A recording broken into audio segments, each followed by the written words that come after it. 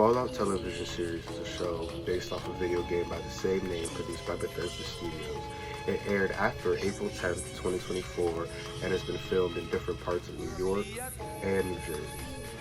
The series follows its main characters Lucy, Cooper, and Maximus as they navigate this post-apocalyptic world set 200 years after a nuclear fallout. The Fallout television series takes an interesting turn when building its characters.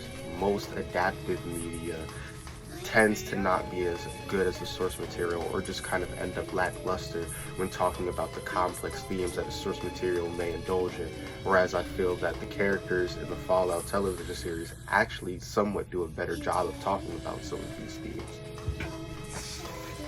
Many of the character arcs in the story center around, these people who are essentially children being disillusioned and disenfranchised after they're disconnected from these parental figures.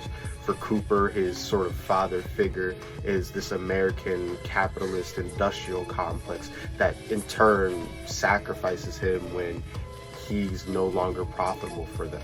Maximus is this Brotherhood of Steel, which is this religious organization that profits off of worshipping these ancient relics that are just what we would consider modern stuff from before the Fallout. And Lucy comes from a sort of privileged class who has been able to be sheltered from the outside world within the Fallout shelters. And all of these characters take interesting standpoints at real world issues, surprisingly, and handles them with some amount of depth. Whether that be about race, feminist theory, and actually surprisingly lending itself more to intersectional feminism and capitalism, the Fallout television series actually does a pretty interesting job at placing all of these things together. I think it does fall short still when it comes to things like effects. There's certain times where it's not necessarily believable, but it is pretty good.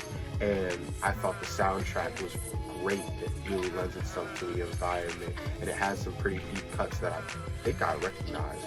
So it was realistically a pretty good show all around.